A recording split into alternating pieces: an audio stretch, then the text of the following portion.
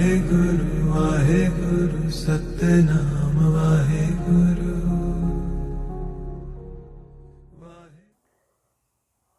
गुरु प्यारी साध संगत जीओ, ਭਾਰਤ ਅਤੇ ਦੇਸ਼ਾਂ ਵਿਦੇਸ਼ਾਂ ਵਿੱਚ ਬੈਠੇ ਦਰਸ਼ਕ ਜੋ ਅੱਜ ਸਾਡੇ ਅਕਾਲ ਇੰਟਰਨੈਟ ਕੈਫੇ ਦੀ ਟੀਮ ਵੱਲੋਂ ਬੜੀ ਮਿਹਨਤ ਨਾਲ ਤਿਆਰ ਕੀਤੀਆਂ ਹੋਈਆਂ ਗੁਰੂ ਨਾਨਕ ਦੇਵ ਜੀ ਦੀਆਂ ਯਾਤਰਾਵਾਂ ਦੀਆਂ ਵੀਡੀਓ ਦੇਖ ਰਹੇ ਹੋ ਔਰ ਸਾਨੂੰ ਹੌਸਲਾ ਦੇ ਰਹੇ ਹੋ।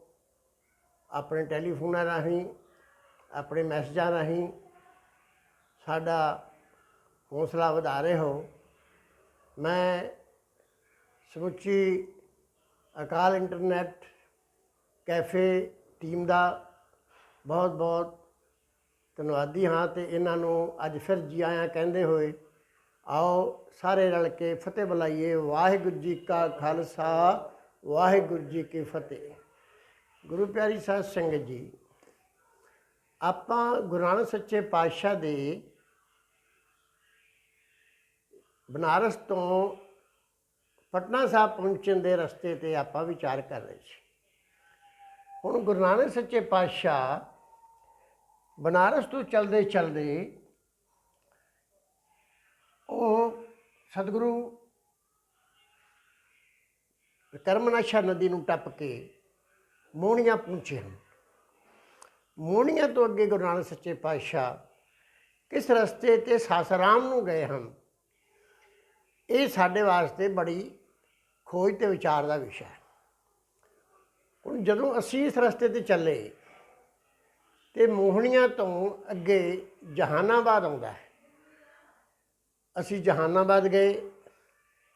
ਜਹਾਨਾਬਾਦ ਦੇ ਵਿੱਚ ਸਾਨੂੰ ਕੋਈ ਸਿੱਖ ਸੰਗਤ ਨਹੀਂ ਮਿਲੀ, ਲੇਕਿਨ ਸਾਨੂੰ ਦੋ ਸੰਗਤਾਂ ਦਾ ਪਤਾ ਲੱਗਿਆ ਜਿਨ੍ਹਾਂ ਨੂੰ ਪੁਰਾਣੇ ਮਠੀਆ ਕਿਹਾ ਗਿਆ ਹੈ ਔਰ ਉਹਦੇ ਵਿੱਚ ਸਾਰੇ ਉਹ ਲੋਕ ਜਿਹੜੇ ਨੇ ਉਹਨਾਂ ਨੇ ਸਾਨੂੰ ਦੱਸਿਆ ਕਿ ਇਹ ਸਾਡੀਆਂ ਸੰਗਤਾਂ ਪੁਰਾਣੇ ਸਮਿਆਂ ਹੋਇਆ ਕਰਦੇ ਸਨ, ਹੁਣ ਸਾਰੇ ਗ੍ਰਸਤੀ ਹੈ।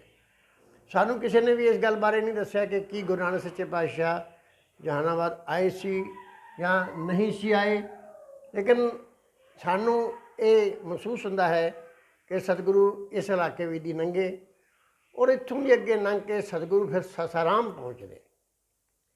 ਸਾਧ ਸੰਗਤ ਜੀ, ਸਾਸਾਰਾਮ ਜਿਹੜੀ ਹੈ ਇੱਕ ਬੜੀ ਮਹਾਨ ਸਥਾਨ ਹੈ ਬਿਹਾਰ ਦੇ ਅੰਦਰ, ਬੜੀ ਮਹਾਨ ਜਗ੍ਹਾ ਹੈ। ਯਾਨੀ ਸਤਿਗੁਰੂ ਮੋਹਣੀਆਂ ਤੋਂ ਚੱਲ ਕੇ ਜਹਾਨਾਬਾਦ ਹੁੰਦੇ ਹੋਏ ਸਾਸਾਰਾਮ ਪਹੁੰਚਦੇ।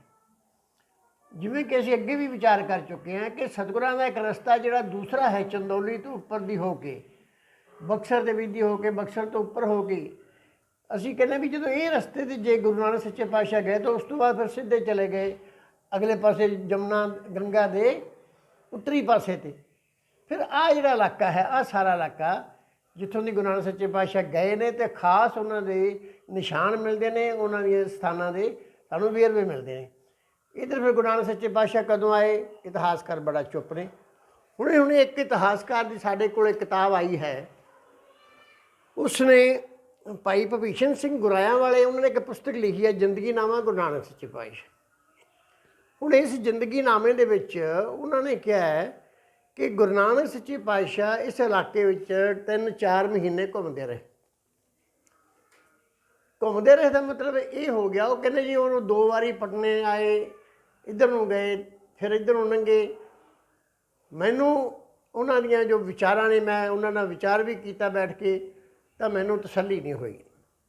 ਕਿਉਂਕਿ ਸਾਡੀ ਤਸੱਲੀ ਹੈ ਗੁਰੂ ਨਾਨਕ ਸੱਚੇ ਪਾਤਸ਼ਾਹ ਦੀ ਕੋਈ ਖਾਸ ਜਗ੍ਹਾ ਜਿੱਥੇ ਗੁਰੂ ਨਾਨਕ ਸੱਚੇ ਪਾਤਸ਼ਾਹ ਦੀ ਕੋਈ ਆਪਣਾ ਸੰਗਤ ਬਣੀ ਹੋਵੇ, ਕੋਈ ਵੱਡੀ ਸੰਗਤ ਹੋਵੇ। ਗੁਰੂ ਤੇਗ ਬਹਾਦਰ ਜਿੱਥੇ ਗਏ ਛੋਟੀ ਸੰਗਤ ਹੋਵੇ। ਪਰ ਇਹ ਗੱਲ ਬੜੀ ਯਕੀਨ ਨਾਲ ਕਹਿਣ ਵਾਲੀ ਹੈ ਕਿ ਜਿਸ ਰਸਤੇ ਗੁਰੂ ਨਾਨਕ ਸੱਚੇ ਪਾਤਸ਼ਾਹ ਗਏ ਉਸੇ ਹੀ ਰਸਤੇ ਗੁਰੂ ਤੇਗ ਬਹਾਦਰ ਸੱਚੇ ਪਾਤਸ਼ਾਹ ਗਏ।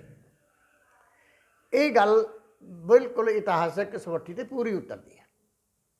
ਹੁਣ ਗੁਰੂ ਨਾਨਕ ਸੱਚੇ ਪਾਤਸ਼ਾਹ ਸਸਾਰਾਮ ਪਹੁੰਚਦੇ ਆ। ਹੁਣ ਸਸਾਰਾਮ ਦੇ ਆਪਾਂ ਬੜੀ ਇਹਨੂੰ ਵਿਚਾਰ ਕਰਨ ਵਾਲੀ ਗੱਲ ਹੈ। ਸਾਸਾਰਾਮ ਤੋਂ ਅੱਗੇ ਉਹ ਸੋਨ ਨਦੀ ਨੂੰ ਲੰਘਦੇ ਨੇ। ਸੋਨ ਨਦੀ ਨੂੰ ਲੰਘ ਕੇ ਉਹ ਅੱਗੇ ਔਰੰਗਾਬਾਦ ਤੋਂ ਹੁੰਦੇ ਹੋਏ ਉਹ ਗया ਪਹੁੰਚਦੇ ਨੇ। ਇਹ ਰਸਤਾ ਆਪਣਾ ਅਗਲਾ ਹੈ। ਅੱਜ ਆਪਾਂ ਸਾਸਾਰਾਮ ਤੇ ਹੀ ਵਿਚਾਰ ਕਰਦੇ ਹਾਂ, ਕਿਉਂਕਿ ਸਾਸਾਰਾਮ ਇੱਕ ਐਸੀ ਜਗ੍ਹਾ ਹੈ ਜਿਹਦੇ ਬਾਰੇ ਵਿਚਾਰ ਕਰਨਾ ਬੜਾ ਜ਼ਰੂਰੀ ਹੈ। ਇਹ ਇੱਕ ਇਤਿਹਾਸਕ ਸਥਾਨ ਵੀ ਹੈ, ਇਹਦੇ 'ਚ ਇਤਿਹਾਸ ਦੀ ਵੀ ਮਹੱਤਤਾ ਹੈ, ਅਤੇ ਗੁਰੂ ਨਾਨਕ ਸੱਚੇ ਪਾਤਸ਼ਾਹ ਅਤੇ ਗੁਰੂ ਤੇਗ ਬਹਾਦਰ ਸੱਚੇ ਪਾਤਸ਼ਾਹ ਨਾਲ ਵੀ ਇਹ ਸਥਾਨ ਜੁੜਿਆ ਹੋਇਆ ਹੈ। ਆਓ ਆਪਾਂ ਇਹਦੇ 'ਤੇ ਸਾਰੀ ਵਿਚਾਰ ਕਰਦੇ ਹਾਂ। ਹੁਣ ਆਪਾਂ ਗੁਰੂ ਨਾਨਕ ਸੱਚੇ ਪਾਤਸ਼ਾਹ ਦੇ ਸਾਸਾਰਾਮ ਪਹੁੰਚਣ ਦੇ ਬਾਰੇ 'ਚ ਵਿਚਾਰ ਕਰਦੇ ਹਾਂ। ਅੱਗੇ ਸਤਿਗੁਰ ਕਿਰਪਾ ਕਰਨ, ਆਓ ਆਪਾਂ ਬੈਠ ਕੇ ਵਿਚਾਰ ਕਰੀਏ। ਸਾਧ ਸੰਗਤ ਜੀ, ਗੁਰੂ ਨਾਨਕ ਦੇਵ ਜੀ ਸਾਸਾਰਾਮ ਪਹੁੰਚਦੇ ਆ। ਹੁਣ ਸਾਸਾਰਾਮ ਜਿਹੜੀ ਜਗ੍ਹਾ ਹੈ, ਸਾਸਾਰਾਮ ਉਹ ਜਗ੍ਹਾ ਹੈ ਜਿਹੜੀ ਭਾਰਤ ਦੇ ਮਹਾਨ ਸਮਰਾਟ ਸ਼ੇਰਸ਼ਾਹ ਸੂਰੀ ਦੀ ਜਗੀਰ ਹੈ। ਜਦੋਂ ਸ਼ੇਰਸ਼ਾਹ ਸੂਰੀ ਜਗੀਰਦਾਰ ਹੁੰਦਾ ਸੀ ਤੇ ਇਹ ਸ਼ੇਰਸ਼ਾਹ ਸੂਰੀ ਦੀ ਜਗੀਰ ਸੀ, ਔਰ ਇੱਥੇ ਉਹਦਾ ਰਾਜ ਪ੍ਰਬੰਧ ਸੀ। ਇਹ ਸ਼ੇਰਸ਼ਾਹ ਸੂਰੀ ਉਹੀ ਹੈ ਜਿਸ ਦੇ ਬਾਰੇ ਗੁਰੂ ਨਾਨਕ ਸੱਚੇ ਪਾਤਸ਼ਾਹ ਨੇ ਤਲੰਗ ਰਾਗ ਵਿੱਚ ਲਿਖਿਆ ਹੈ, ਆਵਣਾ 78 ਜਾਣ 97 ਹੋਰ ਵੀ ਉਠਸੀ ਮਰਦ ਕਾ ਚੇਲਾ। ਭਾਵ ਕਿ ਇਹ ਜਿਹੜੇ ਮੁਗਲ ਨੇ 78 ਸੰਮਤ ਵਿੱਚ ਆਉਣਗੇ, ਭਾਵ ਕਿ 1521 ਵਿੱਚ ਆਉਣਗੇ, 1521 ਈਸਵੀ ਵਿੱਚ ਆਉਣਗੇ, ਜਾਣ 97 ਅਤੇ 1597 ਭਾਵ 1540 ਈਸਵੀ ਨੂੰ ਇੱਥੋਂ ਚਲੇ ਜਾਣਗੇ। ਅਤੇ ਹੋਰ ਵੀ ਉਠਸੀ ਮਰਦ ਕਾ ਚੇਲਾ, ਹੋਰ ਇੱਕ ਮਰਦ ਦਾ ਚੇਲਾ ਉੱਠੂਗਾ ਜਿਹੜਾ ਇਹਨਾਂ ਨੂੰ ਇੱਥੋਂ ਕੱਢੂਗਾ। ਅਤੇ ਉਹ ਇਸ਼ਾਰਾ ਗੁਰੂ ਨਾਨਕ ਸੱਚੇ ਪਾਤਸ਼ਾਹ ਦਾ ਸ਼ੇਰਸ਼ਾਹ ਸੂਰੀ ਵੱਲ ਸੀ। ਔਰ ਸ਼ੇਰਸ਼ਾਹ ਸੂਰੀ ਜਿਹੜਾ ਹੈ ਇਹ 1540 ਵਿੱਚ ਇਸ ਨੇ, ਆਪਾਂ ਜਿਵੇਂ ਪਹਿਲਾਂ ਵੀ ਪੜ੍ਹਿਆ ਹੈ ਕਿ ਚੌਸਾ ਦੇ ਸਥਾਨ 'ਤੇ ਹਮਾਯੂ ਨੂੰ ਹਰਾਇਆ, ਹਮਾਯੂ ਨੂੰ ਹਰਾ ਕੇ ਭਾਰਤ 'ਚੋਂ ਕੱਢ ਦਿੱਤਾ। ਸ਼ੇਰਸ਼ਾਹ ਸੂਰੀ ਦਾ ਬੜਾ ਸ਼ਾਨਦਾਰ ਮਕਬਰਾ, ਜਦੋਂ ਅਸੀਂ ਸਾਸਾਰਾਮ ਦੇ ਅੰਦਰ ਪ੍ਰਵੇਸ਼ ਕਰਦੇ ਹਾਂ ਨਾ, ਅਸੀਂ ਪ੍ਰਵੇਸ਼ ਕਰਦੇ ਹਾਂ ਪੱਛਮ ਵਾਲੇ ਪਾਸਿਓਂ, ਅਤੇ ਪੱਛਮ ਵਾਲੇ ਪਾਸਿਓਂ ਪੱਛਮ ਸ਼ਹਿਰ ਦੇ ਪੱਛਮ ਵਿੱਚ ਹੀ ਸ਼ੇਰਸ਼ਾਹ ਸੂਰੀ ਦਾ ਮਕਬਰਾ ਹੈ। ਬੜਾ ਸ਼ਾਨਦਾਰ ਮਕਬਰਾ ਹੈ। ਉਸ ਮਕਬਰੇ ਦੇ ਆਸੇ ਪਾਸੇ ਬਹੁਤ ਵੱਡਾ ਤਲਾਅ ਹੈ ਔਰ ਬੜਾ ਹੀ ਇਮਾਰਤ ਸਾਜੀ ਦਾ ਬੜਾ ਸੁੰਦਰ ਨਮੂਨਾ ਹੈ। ਉਹਦੇ ਵਿੱਚ ਸ਼ੇਰਸ਼ਾਹ ਦੀ ਕਬਰ ਹੈ, ਉਹਦੇ ਵਿੱਚ ਉਹਦੀ ਬੇਗਮ ਦੀ ਕਬਰ ਹੈ, ਉਹਦੇ ਪਰਿਵਾਰ ਦੀਆਂ ਕਬਰਾਂ ਹਨ, ਉਹਦੇ ਅੰਦਰ ਕਾਫੀ ਕਬਰਾਂ ਹਨ। ਅਸੀਂ ਵੇਰਵੇ ਪੁੱਛੇ ਉਹਨਾਂ ਕੋਲੋਂ ਤਾਂ ਉਹਨਾਂ ਨੇ ਵੇਰਵੇ ਦੇਣ ਤੋਂ ਉਹਨਾਂ ਨੇ ਕਿਹਾ ਜੀ ਸਾਨੂੰ ਸਾਰਿਆਂ ਦਾ ਪਤਾ ਨਹੀਂ, ਲੇਕਿਨ ਸਾਰਾ ਪਰਿਵਾਰ ਉਹਨਾਂ ਦਾ। ਔਰ ਇੱਥੇ ਜਦੋਂ ਅਸੀਂ ਗਏ ਸੀ ਤਾਂ ਇੱਕ ਸਾਨੂੰ ਬੰਗਾਲੀ ਸੱਜਣ ਮਿਲੇ। ਬੰਗਾਲੀ ਸੱਜਣ ਜਿਹੜੇ ਸੀਗੇ ਉਹ ਸ਼ੇਰਸ਼ਾਹ ਸੂਰੀ ਉੱਪਰ ਰਿਸਰਚ ਕਰ ਰਹੇ ਸੀ। ਤਾਂ ਉਹਨਾਂ ਨੇ ਸਾਨੂੰ ਇਹ ਪੁੱਛਿਆ, ਸਾਡੇ ਨਾਲ ਗੱਲਾਂ ਚੱਲੀਆਂ, ਸਾਨੂੰ ਇਹ ਪੁੱਛਿਆ ਜੀ ਰੋਹਤਾਸ ਦੇ ਬਾਰੇ ਦੱਸੋ ਵੀ ਸ਼ੇਰਸ਼ਾਹ ਸੂਰੀ ਦਾ ਜਨਮ ਰੋਹਤਾਸ 'ਚ ਹੋਇਆ ਸੀ। ਖੈਰ ਉਹ ਅਗਲੀ ਗੱਲ ਹੈ, ਪਰ ਫਿਰ ਵੀ ਉਹ ਰੋਹਤਾਸ ਕਿਹੜਾ ਹੈ, ਉਹ ਯੂਪੀ ਵਾਲਾ ਰੋਹਤਾਸ ਹੈ ਜਾਂ ਕਿ ਉਹ ਪਾਕਿਸਤਾਨ ਵਾਲਾ ਰੋਹਤਾਸ ਹੈ। ਫਿਰ ਅਸੀਂ ਉਹਨਾਂ ਨੂੰ ਦੱਸਿਆ ਵੀ ਉਹ ਪਾਕਿਸਤਾਨ ਵਾਲਾ ਰੋਹਤਾਸ ਹੈ, ਉੱਥੇ ਉਹਦੇ ਪਿਤਾ ਦੀ ਜਗੀਰ ਸੀ, ਉੱਥੇ ਪਿਤਾ ਉਹਦਾ ਰਿਆਸਤ ਸੀ, ਉੱਥੇ ਉਹ ਸੈਨਿਕ ਸੀ, ਉਹਦੇ ਇੰਤਜ਼ਾਮ ਕਰਦਾ ਸੀ। ਉਹ ਰੋਹਤਾਸ ਉਹ ਪਾਕਿਸਤਾਨ ਵਾਲਾ ਹੈ ਜਿੱਥੇ ਗੁਰੂ ਨਾਨਕ ਸੱਚੇ ਪਾਤਸ਼ਾਹ ਵੀ ਗਏ, ਅਤੇ ਗੁਰੂ ਨਾਨਕ ਸੱਚੇ ਪਾਤਸ਼ਾਹ ਦਾ ਉਹਦੇ ਝਰਨਾ ਵੀ ਹੈ, ਚਸ਼ਮਾ ਵੀ ਗੁਰੂ ਨਾਨਕ ਸੱਚੇ ਪਾਤਸ਼ਾਹ ਨੇ ਉਸ ਰੋਹਤਾਸ ਦੇ ਕਿਲ੍ਹੇ ਵਿੱਚ ਪ੍ਰਗਟ ਕੀਤਾ ਸੀ। ਖੈਰ ਇਹ ਦੂਸਰਾ ਪਾਸਾ ਹੈ।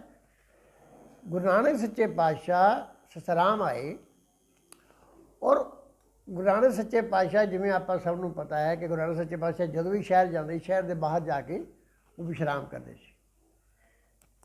ਉਹਨਾਂ ਨੇ ਬਾਹਰ ਵਿਸ਼ਰਾਮ ਕੀਤਾ। ਵਿਸ਼ਰਾਮ ਕਰਨ ਤੋਂ ਬਾਅਦ ਸ਼ਹਿਰ ਦੇ ਵਿੱਚ ਪ੍ਰਵੇਸ਼ ਕੀਤਾ ਸੰਗਤਾਂ ਦੇ ਨਾਲ, ਉੱਥੇ ਸੰਗਤ ਜੁੜੀ ਔਰ ਉੱਥੇ ਸੰਗਤ ਸਤਿਗੁਰਾਂ ਨੇ ਬਣਾਈ।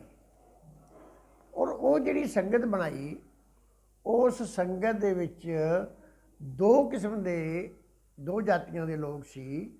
ਇੱਕ ਤਾਂ ਸੀ ਬਣੀਆਂ ਲੋਕ ਔਰ ਇੱਕ ਸੀ ਉੱਥੋਂ ਦੇ ਹਲਵਾਈ ਲੋਕ। ਇਹ ਸੰਗਤ ਦੇ ਵਿੱਚ ਬਣੇ। ਔਰ ਫਿਰ ਉਸ ਤੋਂ ਬਾਅਦ ਗੁਰੂ ਨਾਨਕ ਸੱਚੇ ਪਾਤਸ਼ਾਹ ਨੇ, ਕਿਹਾ ਜਾਂਦਾ ਹੈ ਕਿ ਜਿੱਥੇ ਹੁਣ ਗੁਰੂ ਕਾ ਬਾਗ ਹੈ, ਬਾਅਦ ਵਿੱਚ ਗੁਰੂ ਤੇਗ ਬਹਾਦਰ ਸੱਚੇ ਪਾਤਸ਼ਾਹ ਨੇ ਉੱਥੇ ਜਾ ਕੇ, ਬਾਹਰਲੇ ਪਾਸੇ ਹੈ ਪੂਰਬ ਵਾਲੇ ਪਾਸੇ ਸ਼ਹਿਰ ਦੇ ਗੁਰੂ ਕਾ ਬਾਗ, ਉੱਥੇ ਗੁਰੂ ਨਾਨਕ ਸੱਚੇ ਪਾਤਸ਼ਾਹ ਨੇ ਬੈਠ ਕੇ ਵਿਸ਼ਰਾਮ ਕੀਤਾ। ਉੱਥੇ ਇੱਕ ਦੋ ਦਿਨ ਰੁਕੇ ਔਰ ਉੱਥੇ ਬਾਅਦ ਵਿੱਚ ਗੁਰੂ ਤੇਗ ਬਹਾਦਰ ਸੱਚੇ ਪਾਤਸ਼ਾਹ ਆਏ ਔਰ ਗੁਰੂ ਤੇਗ ਬਹਾਦਰ ਸੱਚੇ ਪਾਤਸ਼ਾਹ ਨੇ ਕਹਿੰਦੇ 21 ਦਿਨ ਤਪੱਸਿਆ ਕੀਤੀ, ਪਰ ਇਤਿਹਾਸਕ ਕਸੌਟੀ 'ਤੇ ਇਹ ਗੱਲ ਪੂਰੀ ਨਹੀਂ ਉਤਰਦੀ। ਖੈਰ ਗੁਰੂ ਨਾਨਕ ਸੱਚੇ ਪਾਤਸ਼ਾਹ ਨੇ ਸੰਗਤ ਸਥਾਪਿਤ ਕੀਤੀ ਅਤੇ ਉੱਥੋਂ ਚਲੇ ਗਏ। ਹੁਣ ਉਸ ਤੋਂ ਬਾਅਦ ਗੁਰੂ ਅਮਰਦਾਸ ਜੀ ਮਹਾਰਾਜ ਵੇਲੇ ਜਿਵੇਂ ਕਿ ਚਾਚੇ ਫੱਗੂ ਦੀ ਸੰਗਤ ਦਾ ਜਿਹੜਾ ਗੁਰਦੁਆਰਾ ਹੈ, ਆਪਾਂ ਵਿਚਾਰ ਕਰਦੇ ਹਾਂ, ਔਰ ਉੱਥੇ ਜਿਹੜੇ ਪ੍ਰਬੰਧਕ ਆ ਉਹਨਾਂ ਵੱਲੋਂ ਇੱਕ ਇਤਿਹਾਸ ਛਪਿਆ ਹੈ। ਉਹਨਾਂ ਨੇ ਕਿਹਾ ਕਿ ਗੁਰੂ ਅਮਰਦਾਸ ਜੀ ਮਹਾਰਾਜ ਨੇ ਫਗਵਾੜੇ ਤੋਂ ਇਹਨਾਂ ਨੂੰ ਭੇਜਿਆ ਸੀ ਚਾਚੇ ਫੱਗੂ ਮੱਲ ਨੂੰ, ਅਤੇ ਚਾਚੇ ਫੱਗੂ ਮੱਲ ਨੂੰ ਪੂਰਬ ਦੀ ਸੰਗਤ ਦਾ ਆਗੂ ਬਣਾ ਕੇ ਭੇਜਿਆ ਸੀ। ਚਾਚਾ ਫੱਗੂ ਮੱਲ ਇੱਥੇ ਰਹਿੰਦੇ ਸੀ ਸਸਾਰਾਮ ਦੇ ਵਿੱਚ। ਤਾਂ ਔਰ ਉੱਥੋਂ ਹਰ ਵਿਸਾਖੀ ਨੂੰ ਔਰ ਹਰ ਦੀਵਾਲੀ ਨੂੰ ਸੰਗਤ ਲੈ ਕੇ ਜਾਂਦੇ ਸੀ ਅਤੇ ਕਾਰਪੇਟਾ ਵੀ ਜਾਂਦੇ ਸੀ। ਗੁਰੂ ਰਾਮਦਾਸ ਜੀ ਮਹਾਰਾਜ ਨੇ ਉਹਨਾਂ ਨੂੰ ਪੂਰਬ ਦਾ ਮਸੰਦ ਸਥਾਪਿਤ ਕੀਤਾ, ਸਸਾਰਾਮ ਦੀ ਸੰਗਤ ਦੇ ਮਸੰਦ ਬਣੇ, ਔਰ ਉੱਥੇ ਹੀ ਜਿਹੜਾ ਗੁਰੂ ਤੇਗ ਬਹਾਦਰ ਸੱਚੇ ਪਾਤਸ਼ਾਹ ਇਹਨਾਂ ਦੇ ਗ੍ਰਹਿ ਵਿਖੇ ਆਏ। ਹੁਣ ਫੱਗੂ, ਚਾਚਾ ਫੱਗੂ ਮੱਲ ਔਰ ਬਾਬਾ ਬੁੱਢਾ ਜੀ, ਇਹ ਦੋ ਹਸਤੀਆਂ ਐਸੀਆਂ ਨੇ ਜਿਨ੍ਹਾਂ ਨੇ 8 ਗੁਰੂ ਸਾਹਿਬਾਨਾਂ ਦੇ ਦਰਸ਼ਨ ਕੀਤੇ ਨੇ।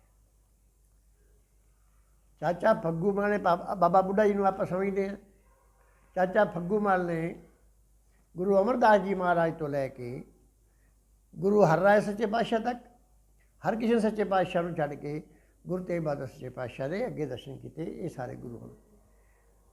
ਬਹੁਤ ਵੱਡੀ ਉਮਰ ਦੇ ਹੋ ਕੇ ਗੁਜ਼ਰੇ ਚਾਚਾ ਫੱਗੂ ਮੱਲ। ਤਾਂ ਉਹ ਸਾਧ ਸੰਗਤ ਜੀ ਜਦੋਂ ਗੁਰੂ ਨਾਨਕ ਸੱਚੇ ਪਾਤਸ਼ਾਹ ਚਲੇ ਗਏ, ਸੰਗਤ ਸਥਾਪਿਤ ਹੋ ਗਈ, ਫਿਰ ਚਾਚਾ ਫੱਗੂ ਮੱਲ ਆ ਗਏ। ਉਹਨਾਂ ਨੇ ਸਿੱਖੀ ਦਾ ਪ੍ਰਚਾਰ ਸ਼ੁਰੂ ਕੀਤਾ ਔਰ ਹਰ ਵਿਸਾਖੀ ਅਤੇ ਦੀਵਾਲੀ ਨੂੰ ਅੰਮ੍ਰਿਤਸਰ ਸਾਹਿਬ, ਗੋਇੰਦਵਾਲ ਸਾਹਿਬ ਜਾਂਦੇ ਰਹੇ। ਤਾਂ ਇਸੇ ਤਰ੍ਹਾਂ ਸਮਾਂ ਜਦੋਂ ਲੰਘਦਾ ਗਿਆ, ਤਾਂ ਜਦੋਂ ਗੁਰੂ ਤੇਗ ਬਹਾਦਰ ਸੱਚੇ ਪਾਤਸ਼ਾਹ ਦਾ ਸਮਾਂ ਆਇਆ, ਗੁਰੂ ਨਾਨਕ ਸੱਚੇ ਪਾਤਸ਼ਾਹ ਦਾ ਅੱਗੇ ਗਿਆ ਨੂੰ ਚਲੇ ਗਏ ਅਤੇ ਗੁਰੂ ਤੇਗ ਬਹਾਦਰ ਸੱਚੇ ਪਾਤਸ਼ਾਹ ਆਏ। ਔਰ ਉਹ ਆ ਕੇ ਜਦੋਂ ਉਹਨਾਂ ਨੇ ਸ਼ਹਿਰ 'ਚ ਪ੍ਰਵੇਸ਼ ਕੀਤਾ, ਇੱਥੇ ਦੋ ਗੱਲਾਂ ਆਉਂਦੀਆਂ ਨੇ। ਇੱਥੇ ਸਸਾਰਾਮ ਦੇ ਅੰਦਰ ਇੱਕ ਪੁਰਾਣੀ ਸੰਗਤ ਹੈ। ਪੁਰਾਣੀ ਸੰਗਤ ਇੱਕ ਬਹੁਤ ਵੱਡੇ ਕਿਲ੍ਹੇ ਵਰਗੀ ਸ਼ਕਲ ਦਾ ਇੱਕ ਇਮਾਰਤ ਹੈ, ਬਾਜ਼ਾਰ ਦੇ ਵਿੱਚ ਹੈ। ਔਰ ਉੱਥੇ ਸਰਦਾਰ ਨਾਮ ਦੇ ਉੱਥੇ ਭਾਈ ਰਹਿੰਦੇ ਸੀ। ਤਾਂ ਉਹ ਜਿਨ੍ਹਾਂ ਦੇ ਨੌਕਰ ਸੀਗੇ ਬਾਣੀਆਂ ਦੇ, ਉਹਨਾਂ ਨੂੰ ਜਦੋਂ ਬਾਣੀਆਂ ਨੂੰ ਪਤਾ ਲੱਗਿਆ ਗੁਰੂ ਤੇਗ ਬਹਾਦਰ ਸਾਹਿਬ ਆ ਰਹੇ ਨੇ, ਤਾਂ ਉਹਨਾਂ ਬਾਣੀਆਂ ਨੇ ਉਹਨਾਂ ਸਰਦਾਰਾਂ ਨੂੰ ਭੇਜ ਦਿੱਤਾ ਕਿ ਤੁਸੀਂ ਜਾਓ, ਜਾ ਕੇ ਗੁਰੂ ਤੇਗ ਬਹਾਦਰ ਸਾਹਿਬ ਦਾ ਇਸਤਕਬਾਲ ਕਰੋ, ਉਹਨਾਂ ਨੂੰ ਜੀ ਆਇਆਂ ਆਖੋ। ਔਰ ਉਹਨਾਂ ਨੇ ਆ ਕੇ ਗੁਰੂ ਤੇਗ ਬਹਾਦਰ ਸੱਚੇ ਪਾਤਸ਼ਾਹ ਨੇ ਜਿੱਥੋਂ ਦੀ ਲੰਘਣਾ ਸੀ ਉੱਥੋਂ ਦੀ ਗਲੀਚੇ ਵਿਛਾਏ, ਪੂਰੀ ਵਿਛਾਈ ਕੀਤੀ, ਗੁਰੂ ਸਾਹਿਬਾਂ 'ਤੇ ਸਥਾਨ ਬਣਾਇਆ। ਔਰ ਗੁਰੂ ਤੇਗ ਬਹਾਦਰ ਸੱਚੇ ਪਾਤਸ਼ਾਹ ਨੇ ਜਦੋਂ ਸ਼ਹਿਰ ਵਿੱਚ ਪ੍ਰਵੇਸ਼ ਕੀਤਾ ਤਾਂ ਉਹਨਾਂ ਨੂੰ ਪੁੱਛਿਆ, ਭਾਈ ਤੁਸੀਂ ਕੌਣ ਹੈ? ਉਹ ਕਹਿੰਦੇ ਜੀ ਸਾਡਾ ਨਾਮ ਸਰਦਾਰ ਹੈ ਔਰ ਸਾਨੂੰ ਮਾਲਕਾਂ ਨੇ ਤੁਹਾਡੀ ਸੇਵਾ ਵਾਸਤੇ ਭੇਜਿਆ। ਸਤਿਗੁਰੂ ਕਹਿੰਦੇ ਵੀ ਮਾਲਕ ਨਹੀਂ ਆਏ? ਕਹਿੰਦੇ ਜੀ ਮਾਲਕਾਂ ਨੂੰ ਕੰਮ ਸੀ, ਇਸ ਤਾਂ ਨਹੀਂ ਆਏ, ਇਸ ਕਰਕੇ ਸਾਨੂੰ ਪਿਆ। ਸਤਿਗੁਰੂ ਕਹਿਣ ਲੱਗੇ ਤੁਹਾਡਾ ਨਾਮ ਸਰਦਾਰ ਹੀ ਨਹੀਂ, ਤੁਸੀਂ ਹੈ ਹੀ ਸਰਦਾਰ। ਤੁਸੀਂ ਸਰਦਾਰ ਬਣੋਗੇ ਔਰ ਬੜੀ ਵੱਡੀ ਜਾਇਦਾਦ ਦੇ ਮਾਲਕ ਹੋਵੋਗੇ। ਤਾਂ ਸਾਧ ਸੰਗਤ ਜੀ ਅੱਗੇ ਸਤਿਗੁਰੂ ਚਲੇ ਗਏ। ਅੱਗੇ ਟਕਸਾਲੀ ਸੰਗਤ ਆਉਂਦੀ ਹੈ। ਉੱਥੇ ਹੁਣ ਬਹੁਤ ਸ਼ਾਨਦਾਰ ਗੁਰਦੁਆਰਾ ਬਣਿਆ ਹੋਇਆ। ਟਕਸਾਲੀ ਸੰਗਤ ਦੇ ਨਾਲ ਉਹਨਾਂ ਨੂੰ ਕਾਫੀ ਆਮਦਨ ਵੀ ਹੈ, ਕੁਛ ਜ਼ਮੀਨ ਵੀ ਦੱਸਦੇ ਆ, ਕੁਛ ਦੁਕਾਨਾਂ ਦਾ ਕਿਰਾਇਆ ਹੁੰਦਾ, ਲੇਕਿਨ ਚੰਗੀ ਆਮਦਨ ਹੈ। ਚੰਗਾ ਗੁਰਦੁਆਰਾ ਬਣਿਆ ਹੋਇਆ, ਬਹੁਤ ਸੋਹਣਾ। ਰਿਹਾਇਸ਼ ਦਾ ਵੀ ਪ੍ਰਬੰਧ ਹੈ, ਲੰਗਰ ਦਾ ਪ੍ਰਬੰਧ ਵੀ ਹੈ। ਔਰ ਉੱਥੇ ਕਹਿੰਦੇ ਆ ਵੀ ਜਿਹੜਾ ਤੰਬਾਕੂ ਦੀ ਕਹਾਣੀ ਜਿਹੜੀ ਗੁਰੂ ਤੇਗ ਬਹਾਦਰ ਸੱਚੇ ਪਾਤਸ਼ਾਹ ਨਾਲ ਜੁੜੀ ਹੈ ਕਿ ਤੰਬਾਕੂ ਦਾ ਖੇਤ ਸੀ ਔਰ ਗੁਰੂ ਸਾਹਿਬਾਂ ਦਾ ਘੋੜਾ ਨਹੀਂ ਲੰਘਿਆ, ਅਤੇ ਗੁਰੂ ਸਾਹਿਬ ਨੇ ਕਿਹਾ ਵੀ ਆਹ ਭਾਈ ਤੰਬਾਕੂ ਦੀ ਖੇਤੀ ਛੱਡੋ, ਤਾਂ ਫਿਰ ਠੀਕ ਹੈ। ਸਤਿਗੁਰਾਂ ਨੇ ਉਹਨਾਂ ਲੋਕਾਂ ਨੇ ਸਤਿਗੁਰਾਂ ਦੇ ਹੁਕਮ 'ਤੇ ਤੰਬਾਕੂ ਦੀ ਖੇਤੀ ਛੱਡ ਦਿੱਤੀ। ਅੱਗੇ ਸਤਿਗੁਰੂ ਗਏ ਨੇ ਟਕਸਾਲੀ ਸੰਗਤ ਤੋਂ ਰੁਕ ਕੇ, ਫਿਰ ਉੱਥੇ ਸਤਿਗੁਰੂ ਅੱਗੇ ਚਾਚਾ ਫੱਗੂ ਦੀ ਸੰਗਤ ਵਿੱਚ ਗਏ।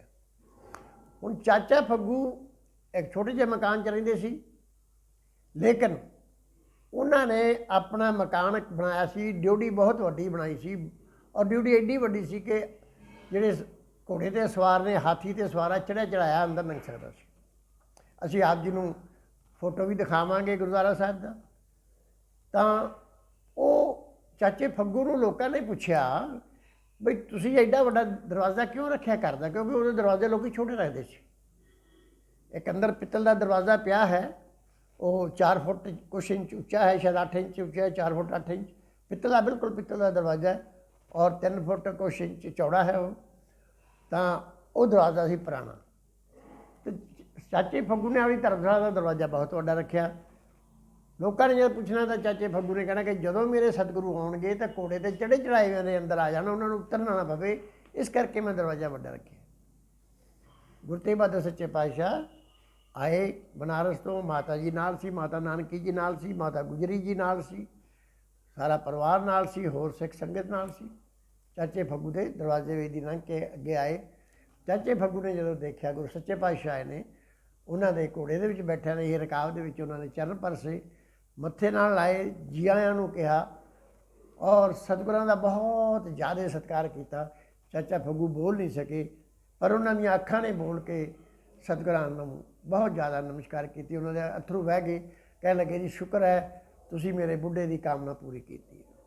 ਸਤਿਗੁਰੂ ਉੱਥੇ ਬਿਰਾਜਮਾਨ ਹੋ ਗਏ। ਸਤਿਗੁਰੂ ਕਹਿਣ ਲੱਗੇ ਵੀ ਅਸੀਂ ਜਾਣਾ ਛੇਤੀ ਹੈ, ਸਾਨੂੰ ਅੱਗੇ ਅਸੀਂ ਛੇਤੀ ਜਾਣਾ। ਸਤਿਗੁਰੂ ਰਾਤ ਰਹੋ, ਰਾਤ ਰੁਕੇ। ਤਾਂ ਅਗਲੇ ਦਿਨ ਚਾਚੇ ਫੱਗੂ ਨੂੰ ਸਤਿਗੁਰੂ ਕਹਿਣ ਲੱਗੇ ਵੀ ਭਾਈ, ਚਾਚੇ ਫੱਗੂ ਨੂੰ ਕਹਿਣ ਲੱਗੇ ਵੀ ਤੁਹਾਡੇ ਕੋਲ ਸੰਗਤ ਦੀ ਕੋਈ ਸੇਵਾ ਜਿਹੜੀ ਹੈ, ਤੁਸੀਂ ਅਗਰ ਸੰਗਤ ਦੀ ਬੇਨਤੀ ਹੈ ਤਾਂ ਦੱਸੋ। ਚਾਚੇ ਫੱਗੂ ਨੇ ਜਿੰਨੀ ਵੀ ਸੇਵਾ ਸੀ ਸੰਗਤ ਤੋਂ ਇਕੱਠੀ ਕੀਤੀ ਹੋਈ, ਉਹ ਲਿਆ ਕੇ ਸਤਿਗੁਰਾਂ ਦੇ ਅੱਗੇ ਮੱਥਾ ਟੇਕ ਦਿੱਤਾ। ਹੁਣ ਸਤਿਗੁਰਾਂ ਦੇ ਅੱਗੇ ਮੱਥਾ ਟੇਕਣ ਦਾ ਜਦੋਂ, ਤਾਂ ਉਹਦੇ ਬਾਰੇ ਵਿੱਚ ਇੱਕ ਬਹੁਤ ਬੜੀ ਪਿਆਰੀ ਸਾਖੀ ਹੈ ਕਿ ਚਾਚੇ ਫੱਗੂ ਨੇ ਗੁਰੂ ਤੇਗ ਬਹਾਦਰ ਸਾਹਿਬ ਪਾਸ ਸਾਰੀ ਹੀ ਜਿੰਨੀ ਮਾਇਆ ਇਕੱਠੀ ਹੋਈ ਸੀ ਦਸਵੰਧ ਦੀ, ਲੋਕਾਂ ਤੋਂ ਇਕੱਠੀ ਕੀਤੀ ਸੀ, ਉਹ ਸਾਰੀ ਮੱਥਾ ਟੇਕ ਦਿੱਤੀ। ਗੁਰੂ ਤੇਗ ਬਹਾਦਰ ਸੱਚੇ ਪਾਤਸ਼ਾਹ ਕਹਿਣ ਲੱਗੇ ਭਾਈ ਕੁਝ ਹੋਰ ਰਹਿ ਤਾਂ ਨਹੀਂ ਗਿਆ ਕਿਸੇ ਦਾ, ਕੋਈ ਕੌਡੀ, ਕੋਈ ਦਮੜੀ, ਕੋਈ ਪੈਸਾ ਤੇਰੇ ਕੋਲ ਹੋਰ ਨਾ ਰਹਿ ਗਿਆ ਹੋਵੇ। ਨਹੀਂ ਸੱਚੇ ਪਾਤਸ਼ਾਹ ਮੇਰੇ ਕੋਲ ਕੁਛ ਨਹੀਂ, ਮੈਂ ਜਿੰਨਾ ਸੰਗਤ ਦਾ ਪੈਸਾ ਸੀ, ਕੌਡੀ ਸੀ, ਮੈਂ ਆਪ ਜੀ ਨੂੰ ਸੇਵਾ ਚ ਦੇ ਦਿੱਤੀ। ਕਹਿੰਦੇ ਨਹੀਂ ਕੋਈ ਯਾਦ ਕਰ ਲਾ, ਕੁਛ ਰਹਿ ਗਿਆ ਹੋਊਗਾ। ਕਹਿਣ ਲੱਗਾ ਮਹਾਰਾਜ ਕੁਛ ਵੀ ਨਹੀਂ ਰਿਹਾ, ਮੈਂ ਸਭ ਕੁਝ ਦੇ ਦਿੱਤਾ। ਕਹਿੰਦੇ ਨਹੀਂ ਰਿਹਾ ਹੈ, ਸੋਚ ਲਾ ਫਿਰ।